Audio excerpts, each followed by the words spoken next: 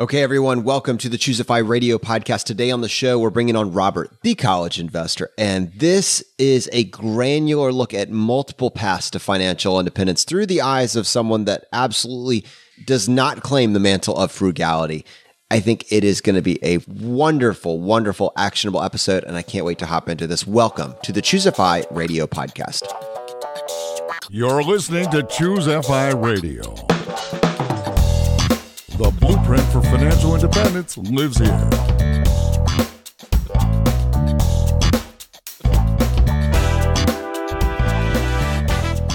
If you're looking to unlock the secrets to financial independence and early retirement, you're in the right place. Stay tuned and join a community of like-minded people who are getting off the hamster wheel and taking control of their lives in the pursuit of financial independence. Choose FI, your home for financial independence online.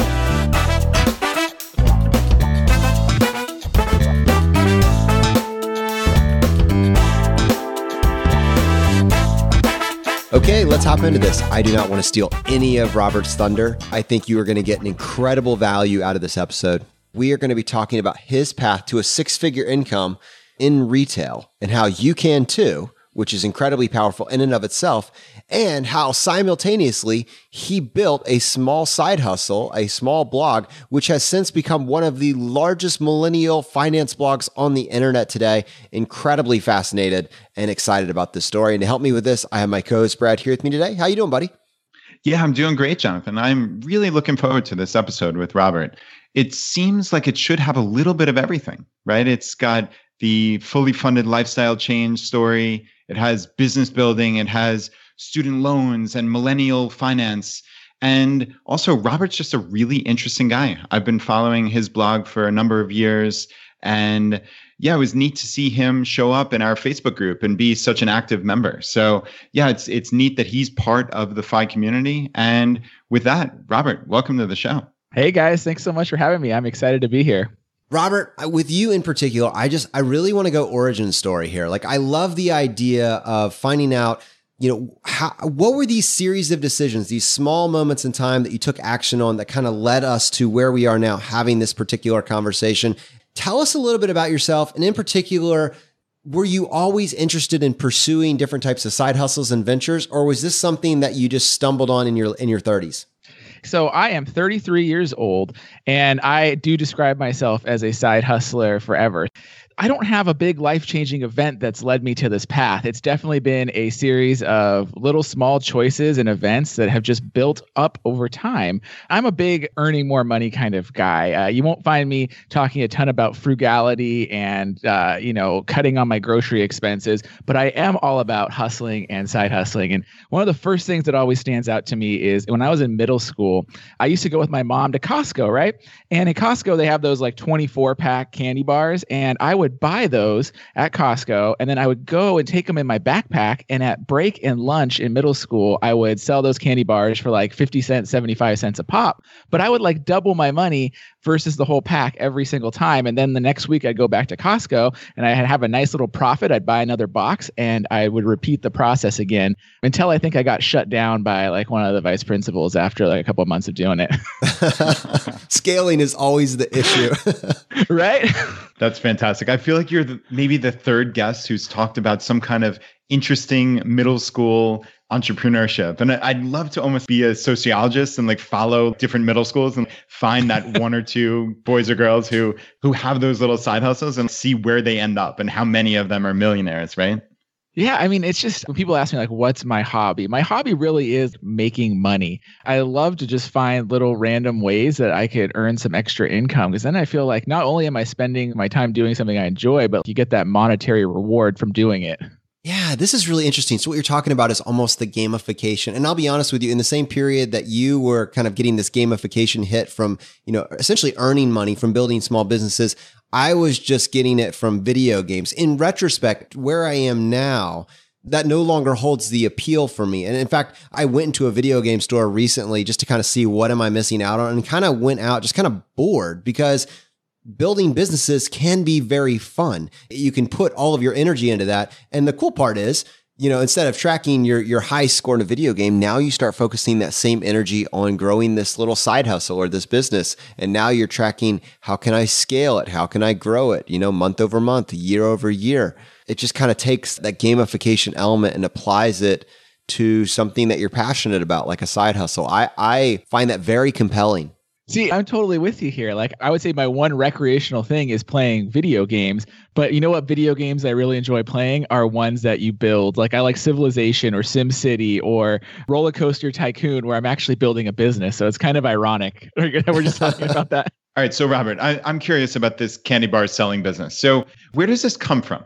Did you just decide one day, hey, I can make a business out of this? Do you even remember where that came from? And did your love of business and or maybe just money, plain and simple, like did it predate this or did it just come out when you decided, hey, I can do this? It was actually probably driven by my parents, maybe intentionally or unintentionally. They were very much of, you don't get any spending money, you get a little bit of allowance.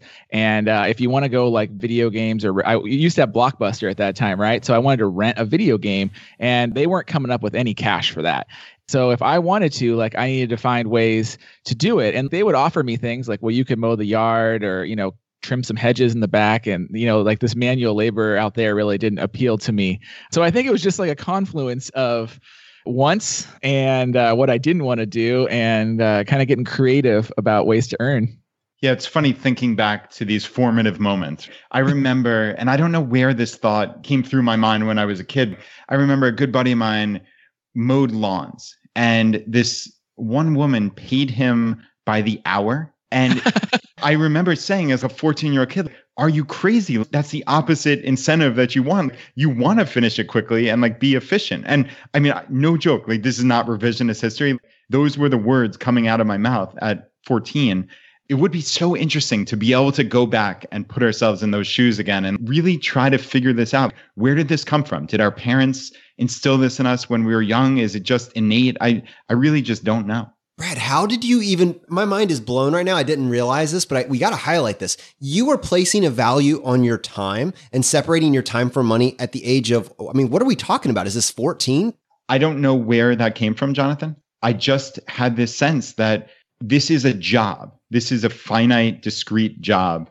Why should you be paid for the hour? It's so inefficient. It's, what are you paying me for? You're paying me to complete this job. Why do you care how quickly I do it? That stuck with me throughout my entire life.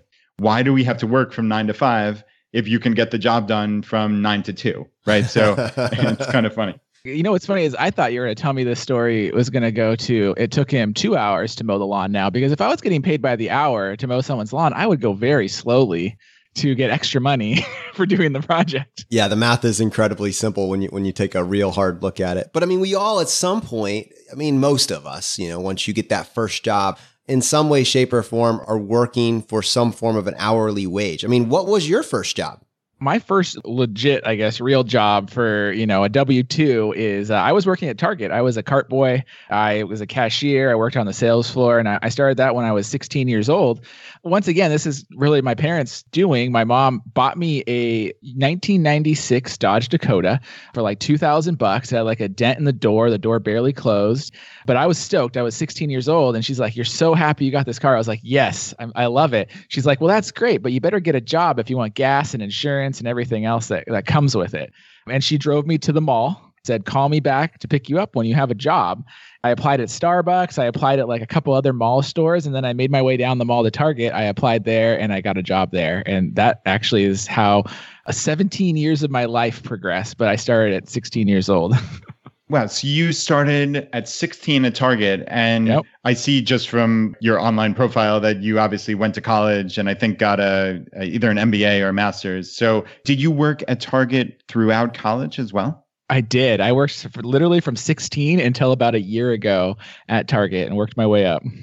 Wow. That's amazing. I've never heard of that. I don't know that I know of anybody, right, who started a job in high school and stayed until their 30s. That's really neat. Is that common at Target to promote from within and have this kind of continuity? It comes and goes with the tide, but there's actually a lot of people that have done it. I actually really like Target. I think it goes both ways. I think they're actually a really great company to work for, and I love my time there. I would never have stayed that long if I didn't. And at the same time, they really do give you a lot of skills and promote you up, and I enjoyed it. I love my time there. I found it to be a relatively easy job. It's retail, so you still have nights, weekends, and holidays, which are like the big derailers, which eventually were outweighed by my side incomes and stuff. But yeah, I mean, I loved it. It was great. So obviously you educate millennials and people on college and student loan debt and such, and you went to college, but yet Yes. you stayed at your same company, basically, I guess, throughout and after. Talk me through how that works. Like, okay, I came out with a bachelor's and I came out with a master's degree. Like, what happens at your actual day job at Target after that goes down? When I went to college, I got promoted from like an hourly person to a supervisor. So I was working full time, 32 to 40 hours a week, all through college as an hourly supervisor. I went to UCSD right here in San Diego, and I got my bachelor's degree, but I was working 40 hours a week. I think in my peak, I was making about $18 an hour. So I was feeling pretty good, just an hourly supervisor working. And then when I graduated college, I promoted up to like an assistant store manager. And I think I was making $43,000, maybe $46,000 a year my first year out of getting my bachelor's. And the cool thing is Target has a lot of programs to support and help out. They had a tuition reimbursement program that supported a little bit of my undergraduate degree. And then they had the tuition reimbursement program also supported my master's degree. So I still had to take out student loans, and I had, $44,000 in student loan debt by the time I was done with all 6 years, I guess you can say, with my bachelor's and my master's. But Target did pitch in a lot and help me cover a lot of those costs. This could be called the Target Path to Phi, Brad. Yeah. No. But I mean, actionable takeaway, Robert. Tuition reimbursement program. How does that work? And do you advise people on your site to look into that at their own companies? Absolutely. So how it works is, and every company has a different setup. And so my problem with Target would reimburse you for business classes that you take. And they don't even have to be going towards a degree. Like you could go to a community college or a vocational school, but as long as you take something in their broad definition of a business class, they would reimburse you for the cost of the class. I think they would reimburse you for undergraduate and vocational up to like $1,800 a year. And then for your master's degrees or advanced degrees up to $5,250 a year. And so my problem was I was a political science major. So not all my classes counted. And even if I tried to write the description like this would somehow count, I was getting some approved, but they wouldn't approve at all. But I was able to get some money to pay for my undergraduate. And then they did reimburse me a large portion of my master's degree as I was going through that. And so that's a grant. That's not something you ever have to pay back. That's just, hey, we're giving you free money. Yeah, so you get it after the fact. So you got to pay up front. You complete the class, you pass the class, and then they would reimburse you up to the limit for that amount. And there are a lot of companies that do that tuition reimbursement. So it's a great way to get an education and minimize some of those costs. You know what I actually like about highlighting Target specifically, and you could insert another company name here, but I do like the fact that this is a granular look at what it would look like to reach FI in a very, very specific, sector of the economy, and that's retail. And there are a lot of these types of employers. I'm curious, because you just said you left your job within the last several years. I don't want to go to that yet. I want to put you back in this situation. And as you're looking at this as someone who did it and someone who's now looking back on it, not inside the machine anymore, is this a viable model to reach an above median income job? And could you have hit FI on this career path alone? What did it look like for you? And what could you have done better looking back?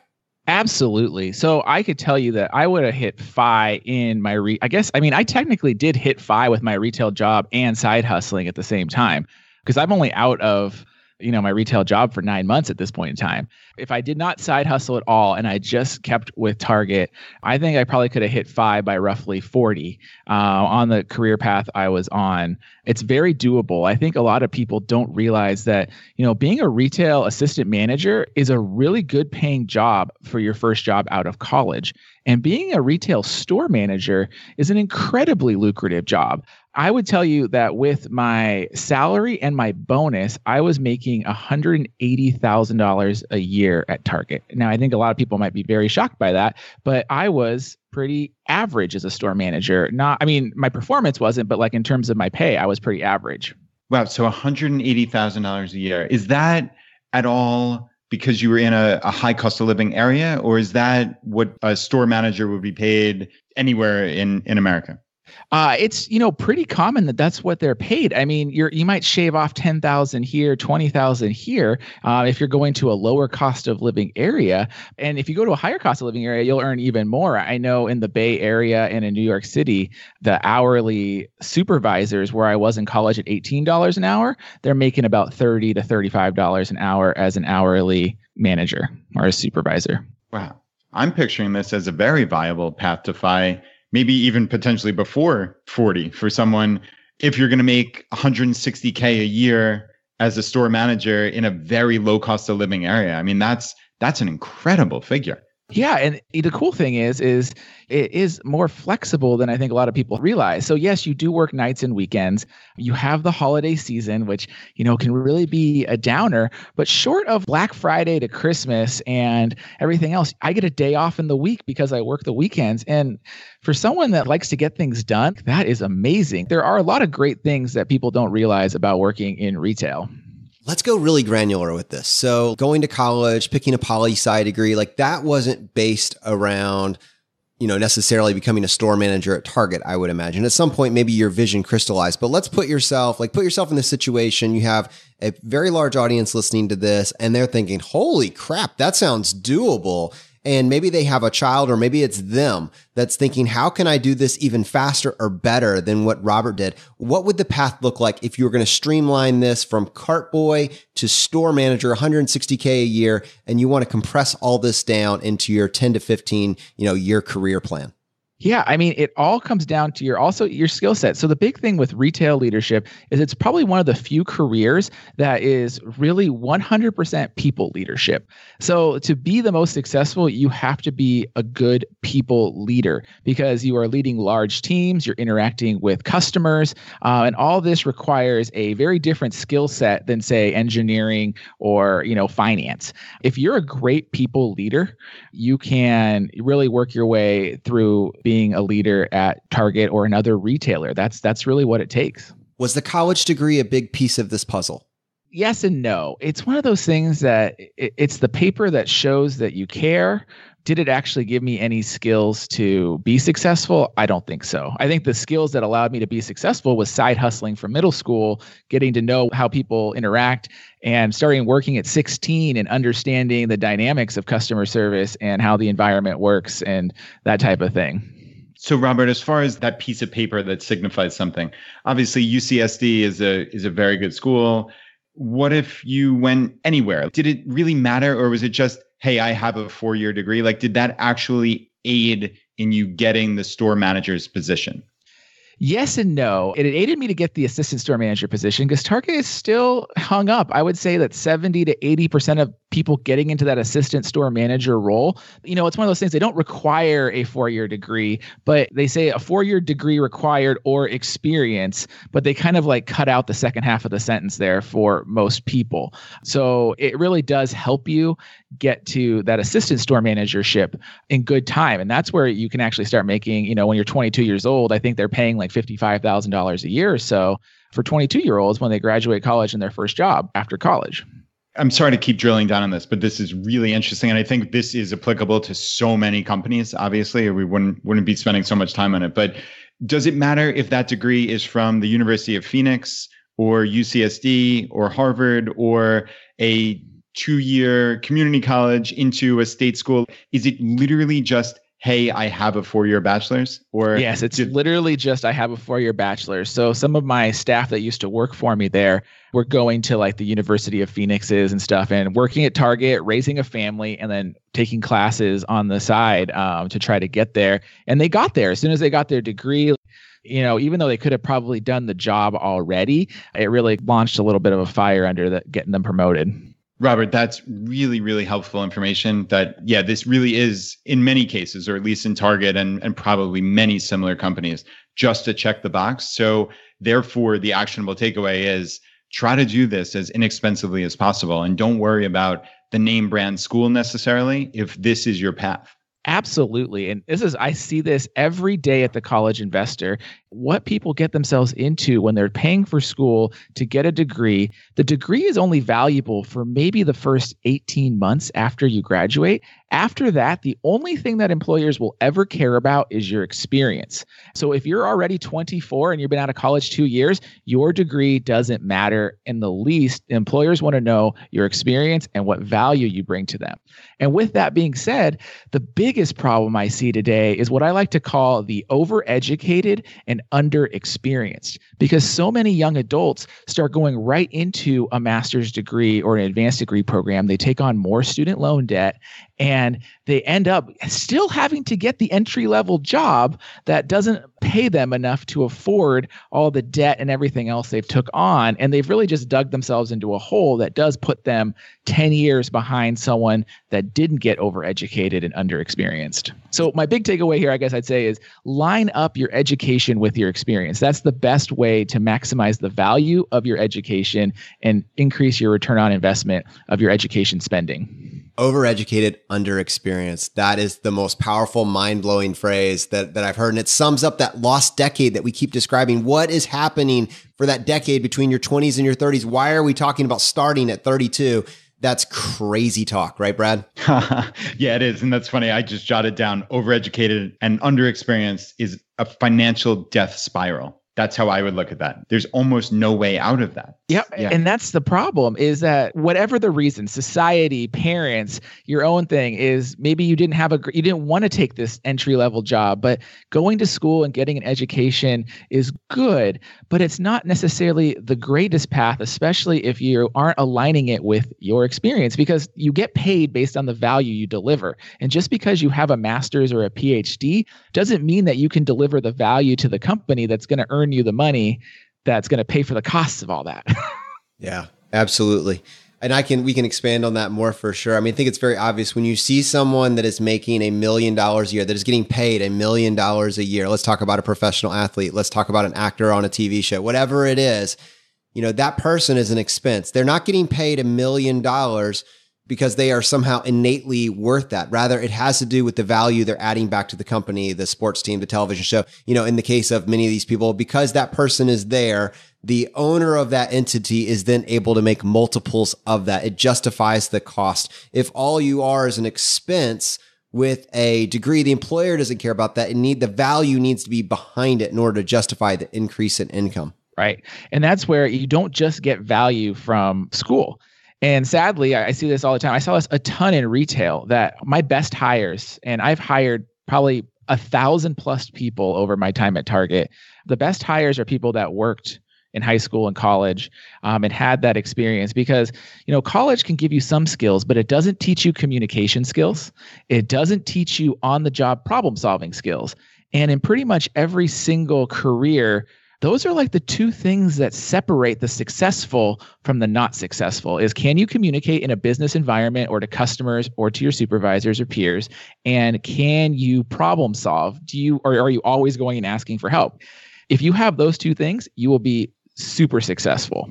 So Robert, you hired 1,000 people yourself. You're actually interviewing these people. What did you look for? Yeah. Wow, that's amazing. Again, more actionable stuff. What did you look for in those interviews? I assume when you first started these interviews, the first couple hundred, you weren't able to discern how you could pick out communication skills and problem solving. I'm wondering if that changed as you got farther through, if you could pick out those people with slightly better precision. I don't imagine that it was anywhere near 100%, but just slightly better precision. And if so, what could you pass along to the audience to help them in a future job interview to show potential skills they have? Totally. And you're right. It's never 100%. And that's okay, because at the same time, it's an interview. It's stressful.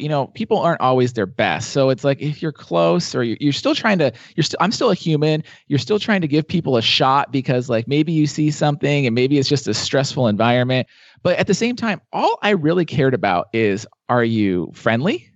And are you nice? Can you look me in the eye? And can you just talk to me? That is really all it took in retail to get hired, because that is all I look for. I can teach you how to stock boxes, and I can teach you how to run items over a scanner and push the total button on the register. Everything you do in retail is so basic and so simple, but I can't teach you how to be friendly and how to be a nice person and how to engage in the polite way with the customers or your other coworkers.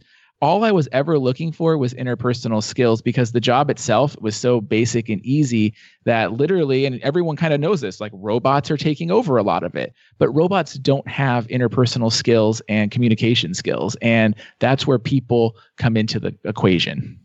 So, Robert, this is going to be the episode that keeps on giving, because we have spent the first 25 some minutes talking about this retail path to FI, essentially, which is completely viable as part of that 10 to 15 year journey. I absolutely love that. And it's actually an incredibly high cap on what you could actually end up making, which is just awesome.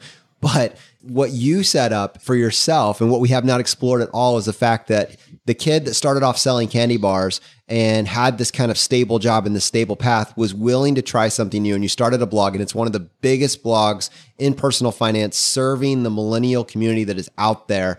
And when you started, you knew nothing about blogging. You didn't get a computer science degree. What's more than that, in my mind, what becomes really, really obvious is that you are easily funding your lifestyle through this blog at this point. So essentially, you have hit FI in multiple ways and multiple times over, which is just crazy. So let's talk about this. What inspired the college investor? Go back to day one. Yeah, so it's funny you say I didn't get a computer science degree. Well, I actually thought I was going to get a computer science degree. And when I started at UCSD, I was a computer science major. But I hated being in the basement programming. Like, that was my freshman year of college, was doing these computer science classes in a basement, trying to program code. And I loved the science, and I loved the math, and I loved the logic behind it, but I hated the lifestyle of programming. And so that's when I jumped into poli-sci, and I finished out my time at UCSD as a poli-sci major. But while I was finishing in my last year of college, I was also that guy in the back row of my college class with my laptop open, and I was browsing the internet, and I wasn't totally paying attention. I was reading a lot. I'd read like Yahoo Finance, and I'd read other blogs, and I saw like that people were just like talking about their own experiences with money and finances and investing. And I was like, this is so cool. And being that I still love tech and I'm very passionate about that, I was like, I wonder if I could start something like this and kind of share my own random thoughts with the world. And one weekend, I was Facebook stalking people, and I found that one person that I used to know was launching their own blog and had like a Bluehost affiliate link kind of thing. And I clicked it, and I started my own website, and the rest is kind of history there. Well, it would be history on most shows, but on this show, we want to go at the granular level and kind of dive through this. So yeah, let's do it. If you look back at those first articles that you wrote, how would you grade yourself? Oh, F. I think I deleted almost all of them at this point in time, or I have modified them up so you could never realize it, but they were terrible. It was like 100 words. Scottrade was like the broker of choice back then. It was like, why I think Scottrade is the best place to invest. And it was like 100 words about it. And then that was it. And it was like a link. And of course, no one clicked it. No one found it. Like, I made no money on it, but I started, right? And I just started putting out content out there. All right, so Robert, you're writing these 100-word articles on Scottrade, and they're not lighting the world on fire, obviously, but you stick with it. There's always that inflection point in a blog's history of, hey, I got my first mention on, I don't know, Yahoo Finance or something, or the New York Times, or even something small, my local San Diego newspaper, right? Talk us through that point. When did you realize, like, hey, I've got something here? Honestly, it took a long time. I had no idea what I was doing. I was just looking through the history here. And it took me about, I'll share 2 years of blogging, maybe like 19, 20 months of blogging before I made any money on my site. And that's a lot of time. In my first month of making money, I made $25 on my site. But the first article that really kind of gained traction was, I thought this is the College Investor, right? I was going to talk about investing in money. But I started having problems with my own student loan servicer. And I was kind of like the typical millennial story here, where like my loan servicer didn't credit my payment the right way. And suddenly, like it said, my loan was like delinquent, and it wasn't. It was their mistake. And I wrote about my battle with my loan servicer as a blog post. And that was like the first blog post where I started getting comments, and people were like, "Oh my God, me too," or "That's terrible." And I was like, wow, there's actually, I don't even think I had Google Analytics or any kind of tracking on the site at this time, but I knew people were leaving comments. And I thought that was the coolest thing, that there's people that I've never met before that are responding to an article that I wrote and sharing their thoughts and their own personal stories around it. And that was very motivating at the time. I actually do remember our first comment on my blog. I'm pretty sure it was all I talked about to my wife for the rest of the day. Right? This could happen again. And then there could be two people that comment.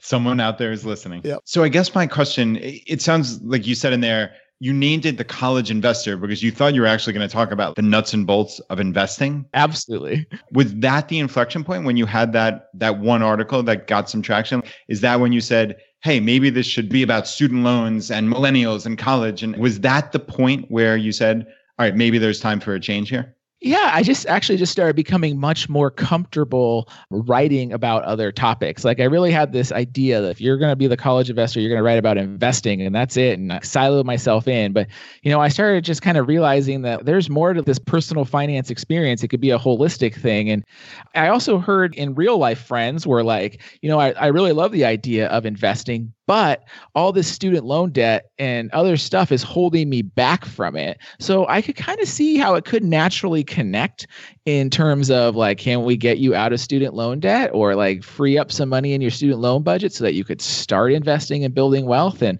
what are the connections in between all that?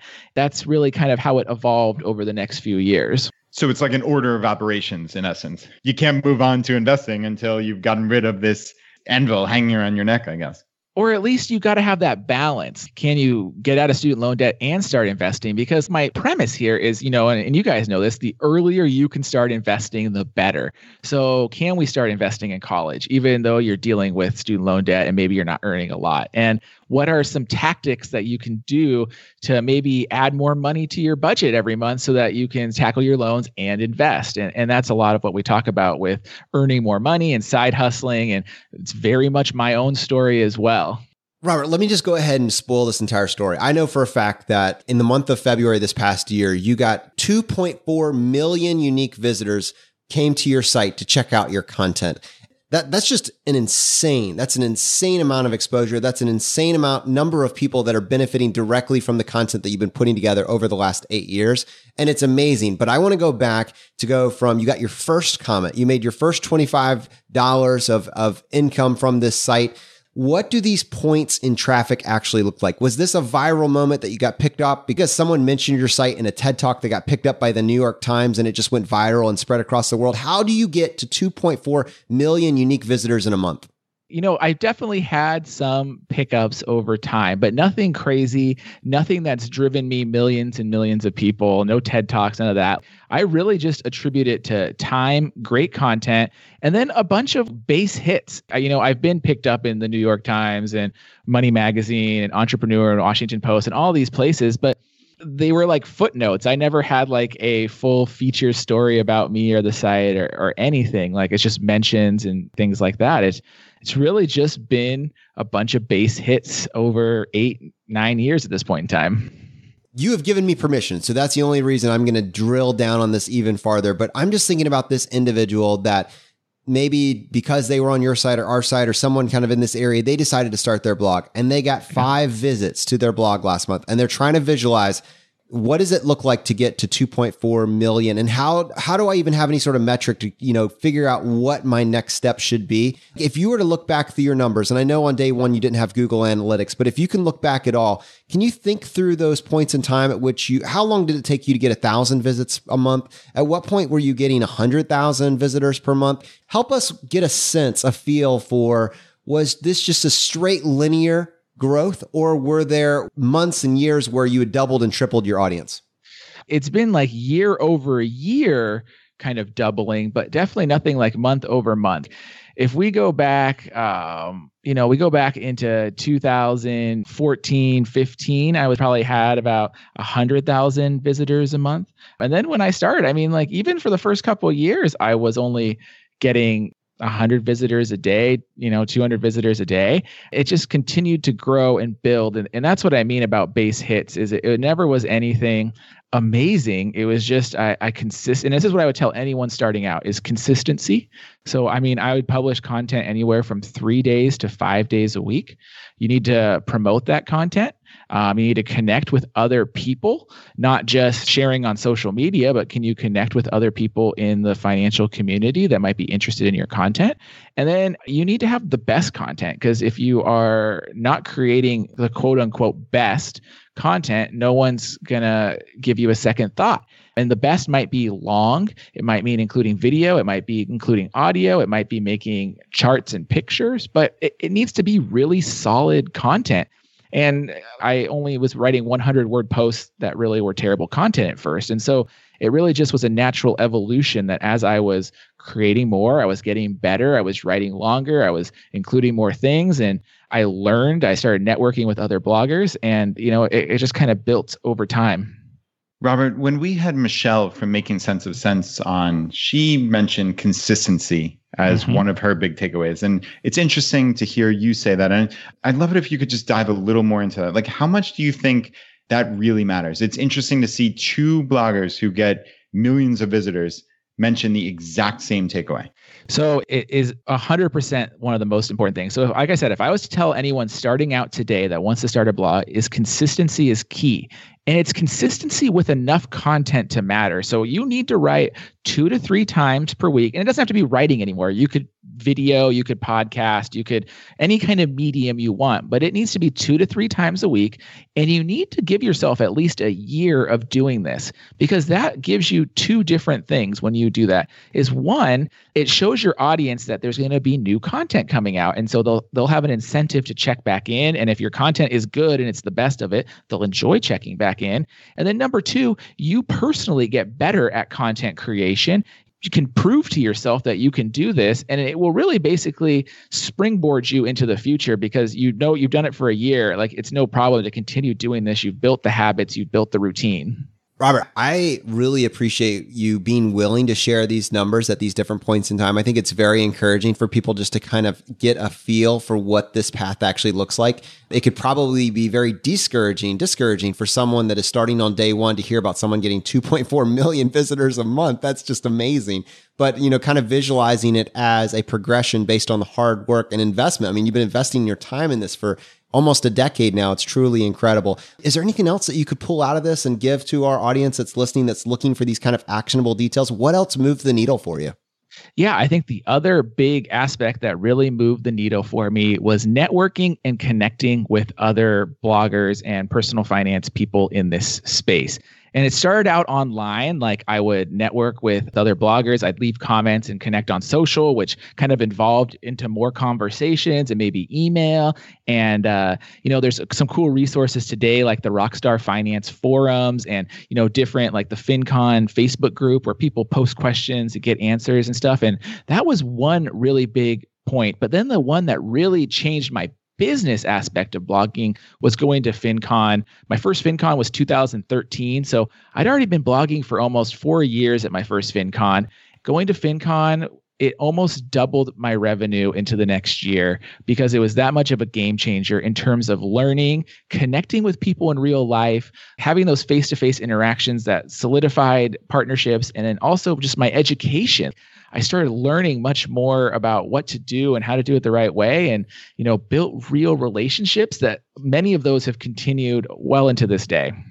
Robert, you're certainly echoing almost exact words that I've used to describe FinCon to this audience, and certainly to my wife, Laura. It's kind of hard for me to quantify exactly, I went to FinCon 2014 and got this out of it. But I do know specifically that my business and my network is dramatically larger than it would be had I not gone there. You just cannot replace face-to-face meetings. It just matters so much. And I would say, especially in this time of such a connected world where we are not face to face, it just matters to sit down and chat with someone. And yeah, those kind of connections are really valuable. And obviously this extends way beyond just FinCon, because we're talking about an audience here that might not be in the personal finance blogging world, but there are many of these conferences and meetups and meetings that people can attend and just go there, provide value, be a nice, normal person, almost like how you were describing when you were interviewing people. What are you looking for? You're looking for a nice, normal person to have a conversation with. Exactly. And I think that's huge. It doesn't matter what your industry is, what you're working on, what your hobbies are. There's something really beneficial about just connecting with others that share your same ideas, share your same passions. Being a blogger, and you guys probably know this, no one gets you that isn't a blogger or a podcaster. They don't understand anything. So just being around other people that get you is so awesome. Yeah, I totally hear you, man. So, Robert, we've talked about your backstory and your path through the retail world to actually making this incredible income there. And we've explored at a granular level, starting a blog on day one, making your first $25. Let's play that out. I think you prefaced the beginning of this episode by saying that you just recently left your job. What drove that? Where are you now in the present? And what were the series of events that got you to now?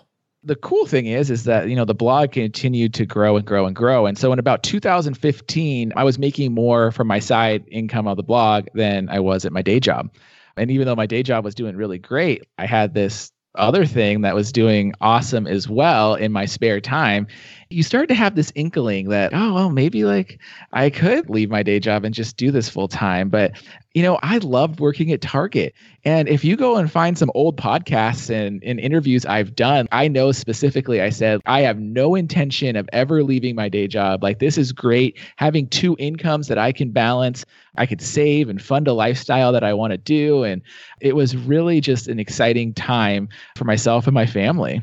And Robert, you've talked about not looking at life through the frugality lens. That strikes me when you're talking about larger income, side hustle, and talk us through how you approach your own personal finance, if you don't mind. Yeah, totally. So I don't consider myself a frugal person. I don't consider myself an excessive person, though. I'm not flying private jets or, doing crazy things like that, but I don't sweat the details. And, we go out to eat a lot. We don't really mind our grocery and our food bills. And, but it also is your priorities and what matters to you. And so I enjoy eating out and I enjoy those things. But I really am about earning more. It's all math. And you guys know the math here is, you have your income and then you have your expenses and then you have what's left over. A lot of people focus on the expense side and cutting that. And that's great. And there's a point though that you can't cut anymore. You're still going to have some type of housing expense. You're still going to have some type of transportation expense. You're still going to have food expenses and other life expenses. You're never going to be able to get that number down to zero. You get it very low, but it's probably not going to be zero. But that income side is kind of cool to me because the income side is kind of limitless. There's not really an upper cap on how much you can earn. Now, there might be time constraints and family constraints and definitely other constraints on it. But in terms of the number itself, it's not really constrained. And so I've always really just tried to focus on that earning more side of the equation. If I wanted something, like I told you in middle school, I wanted to rent a game at Blockbuster. So I went out and sold candy bars so that I could do that. Everything else that I've kind of revolved around my life, I want to do something. I really just what's the goal of earning / savings that I need to get there? I think that's a compelling case. I think that your own kind of lifestyle choices indicate that while you may not embrace frugality, you do at some point realize the value of your time. Because if it were truly just earning more money, you could have essentially had double the income by staying at Target and keeping the side hustle going on the side. And you walked away from a 6-figure plus safe, quote unquote, job to take on a blog, which maybe could disappear tomorrow, right? I mean, that's got to be kind of your thought process as you're thinking about leaving that job. Oh, and that was exactly the thought process. So like I said, if you go back to 2015, the blog was earning more. We were saving all this stuff. I mean, honestly, I think my savings rate through the last 3-4 years was close to 50 to 75% because of that extra income. Because we also, like I said, I'm not frugal, but we're not excessive. We don't spend a ton. Pretty average middle class lifestyle here.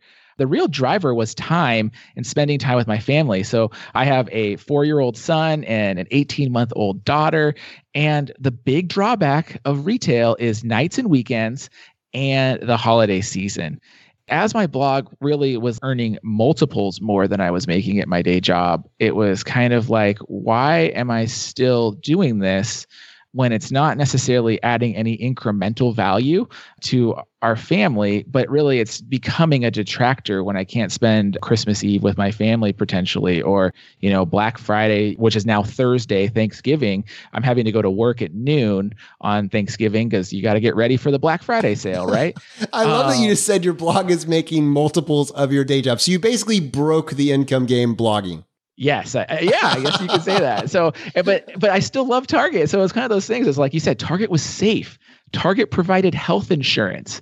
These things that when you're a self-employed business owner, you suddenly have to think about, it becomes scary, even though it really isn't when you actually do it. But when you don't do it and you've been comfortable for, 13, 15 years, it's a scary thought. And then my wife and I had those conversations like, what if the internet shuts down tomorrow?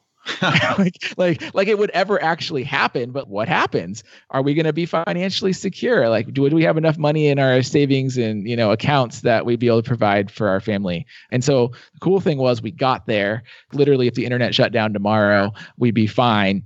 We just was like, I can't go through another holiday season. And that's when I left Target last year. And it was really about Paula Pant says this a lot, is show me your time and show me your money, and I'll tell you what you value. And I really believe that. But was I living it? And I don't necessarily think I was living it until I really left my day job and was spending my time and money with my family as much of the time as I could. Wow, that is absolutely brilliant and really, really profound. I hope everyone goes back and listens to that again, because that's really, really important. So just to put a bow on this, you essentially did hit FI, right? Because if the internet went away tomorrow, you're saying you would be fine. So you actually, even though you had a website that is bringing in multiples of your fairly lucrative Target job, you still waited until you reached that point where if the internet broke, you'd be fine. Yeah, and that's it. I mean, we're technically FI, but we're not living off of our assets or anything like that. So I can't share to what that feeling would actually be, which would probably also be an extremely scary feeling, as in, I know some of your guests have talked about this, is converting your actual savings and retirement accounts into an income stream would be very scary, especially at this young age. But there's enough money theoretically there that it should work out mathematically. Robert, this has been an incredibly actionable episode. This story it's fascinating and it's inspirational. It's a little bit aspirational, but at the same time, I can see the threads. I can see the choices that you made. There's nothing that you did that anyone listening to this, they couldn't that it's off limits to them because they didn't go to Harvard or Stanford or Yale. They can't get accepted to that first job. And that's really what set you up for this. I mean, this is a middle-class path to FI. Everything that you did, someone could follow in your footsteps. And obviously you can't guarantee results, but it's not off limits. There's nobody, the gatekeeper is basically the individual saying, I'm willing to try this. And to me, I love that at a very personal level. And I hope that our audience gets value from this episode and is inspired by it just like I am. On most shows, that would be the end of the episode. But on this show, Robert, we would love to give you the chance to tackle the hot seat. Are you ready for this? All right, let's do it. In a world drowning in debt and rampant consumption, trapped by the chains of lifestyle inflation, these questions highlight the secrets of those who have broken free. Welcome to the Choose FI Hot Seat.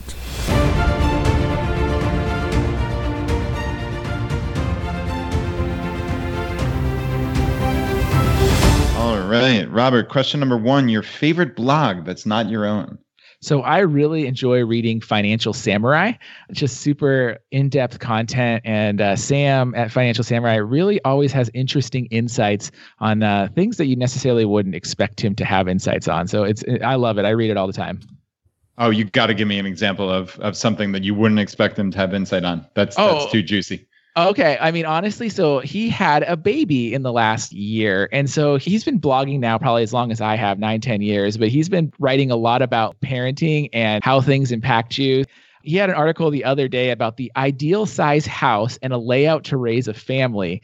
He put like blueprints of houses that I don't know if he drew them up or found them, honestly, his insights is just really like relatable and interesting. And given like the whole context of his blog of, higher net worth and investing, I mean, it was just fascinating. I love it because it's not expected. It's not topics that you've necessarily seen a lot.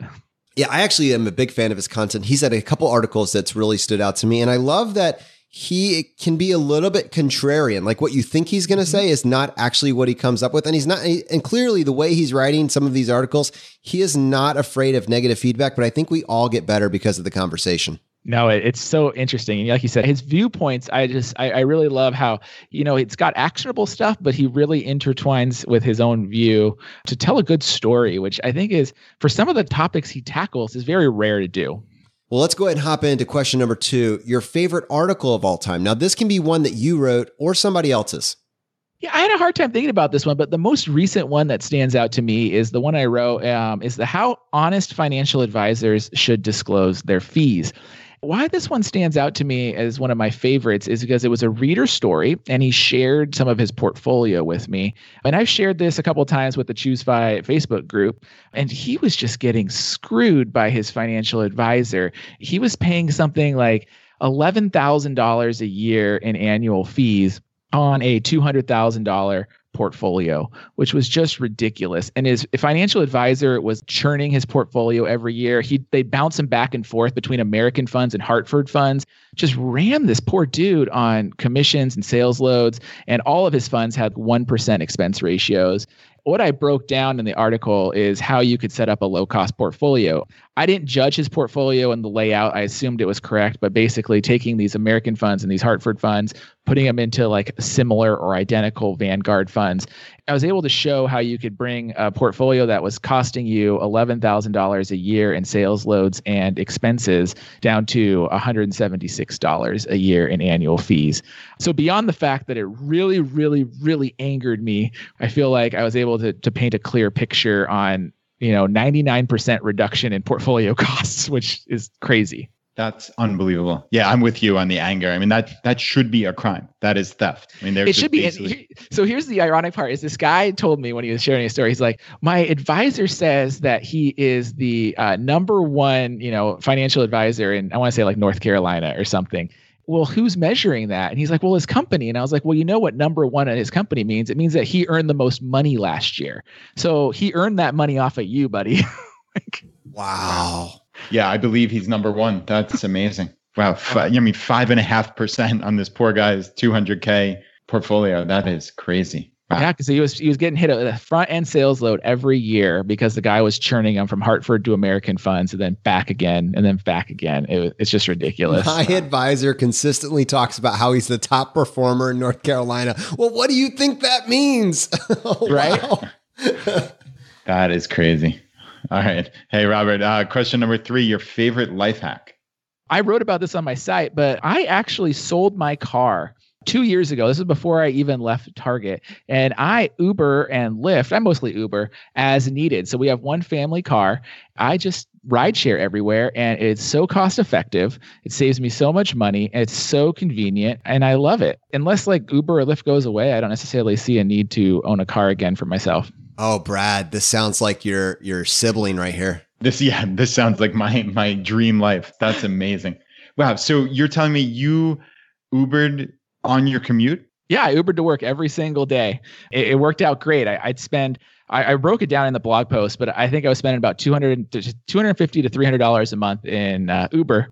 But versus owning a car with like buying the car or financing it, however you want to do it, insurance, maintenance, registration, all that stuff, it really worked in my favor, even when I was going to work 5 days a week. Did you have a regular guy or gal? No, surprisingly. So I Ubered, I think I have something like, 700 trips. I've only had the same driver like 10 times. Oops. Wow. At the level of volume you were using, you should have gotten concierge service. I know, right? All right. Question number 4, your biggest financial mistake. I don't know if I necessarily have a ton of financial mistakes, but I'd say 2 come to mind. The first one is, when I was 22 and I graduated college, I thought I deserved a brand new car. So I bought a brand new $33,000 car that ended up being $700 a month in car payments because I thought I was badass and graduated college and thought I was like a hot something 22-year-old that needed a new car. Honestly, probably a total waste of money because now I don't even have a car and I Uber everywhere. But, looking back, I should have just bought like a cheap used car if I needed a car. I'm sure everybody was impressed with you and your car. That's it. Like, who cares, right? But and the other thing that I would say that comes to mind is, luckily, I don't have a ton of financial mistakes. But when I was at the beginning of the College Investor, like I also was all about investing, right? And I was like picking individual stocks, and I probably lost somewhere between like $5,000 and $7,000 over a few year period of time, thinking I was smarter than the market and trying to pick individual stocks that totally like backfired on me. You know what? Call it market research, and it gave you tons of content to talk about on the College Investor. Totally. And it really helped evolve my lesson today, where it's like, go with low cost index funds. But the bigger challenge is find that asset allocation that works for your risk tolerance. I'm not a VTSAX guy 100%. I do like to have an asset allocation, but within that, low cost index funds. Well, we can't all be purist. No, we can't. All right, Robert, question number 5, the advice you would give your younger self.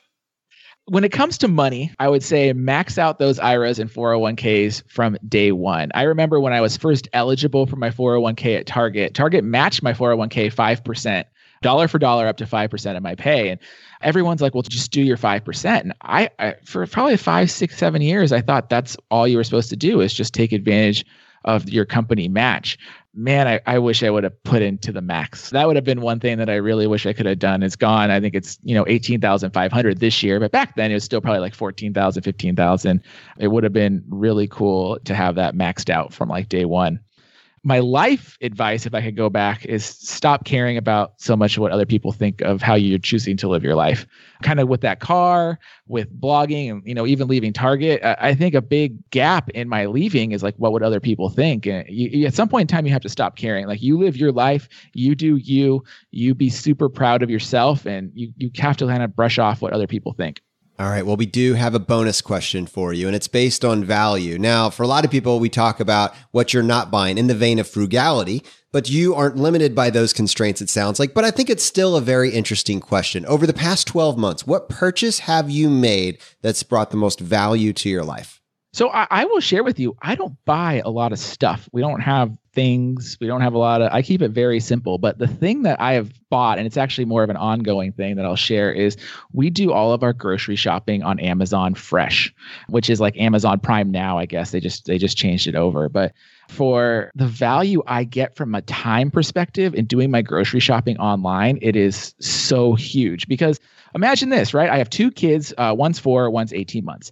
The fact that I would have to load them into the car, go to the grocery store, unload them, put them in a shopping cart, do my shopping, cross your fingers there's no breakdowns or like yelling about like, I want this or I want that, get them back in the car, come home, unload everything. The same thing. You're praying for no meltdowns this whole time.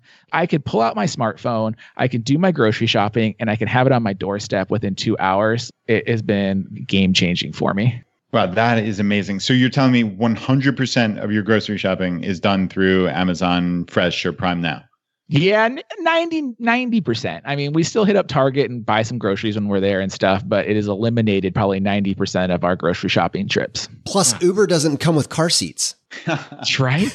You can load it in. I would say the part 2 of that is we also do Uber Eats a lot. I actually wrote a blog post this week about why I love Uber Eats. We've ordered it 43 times this year so far, because part 2 of that is it's so handy. Hey, this has been so much fun, Robert. And I know there's a lot of people that are going to have questions both around your specific story, but also just as someone that has really crushed the game from a blogging perspective, I'm sure they're going to want to reach out to you. What's the best way for someone to contact you? Yeah, you could head over to our site. It's thecollegeinvestor.com. If you love listening to audio and love listening to podcasts, we convert a lot of our episodes into audio now. So you can check out the College Investor audio show, and you can find us there. I'm also on social, whatever your preference is, Twitter, Facebook, Instagram, Reddit. You can find the College Investor on all those platforms. Robert, this has been so much fun. Thank you so much for coming on the show. Definitely. This was a blast, guys. Thanks for having me. Brad, in this episode, I love that Robert just absolutely is not claiming the frugal mantle. Like, that is not the place he's landing. And honestly, that's a little bit different than a lot of our guests. A lot of our guests, like me and you, have that natural bias towards frugality. We realize what a powerful tool that is. But one of the points that Robert made, and it's incredibly powerful, is that We're all subject to the same equation. And basically what he's talking about is the levers that we all have available to us. And he is focusing on the income strategy. I have no problem with that. Yeah, I totally agree. And that was an interesting look, without a doubt. It's the equation is the exact same. What really matters is your savings. We all like to talk about savings rate because I think, A, it's a fun gamification aspect of it, right? But also we talk about lowering our expenses. But savings is what ultimately matters. So you could have your total expenses be $200K a year, but if you make $300,000 a year, you're still saving $100,000 a year. That's not nothing. Sure, your savings rate might be a paltry, and I say that tongue in cheek, 33%, but still you're saving $100,000 a year. So obviously, as you said, Robert has kind of broken the income game here. So I imagine both his savings rate and his savings amount are pretty significant. But anyway, what an interesting story and great conversation with Robert. I just enjoyed on a personal level having him on the show. It was just a fun conversation. And man, does his story just run the full gamut there.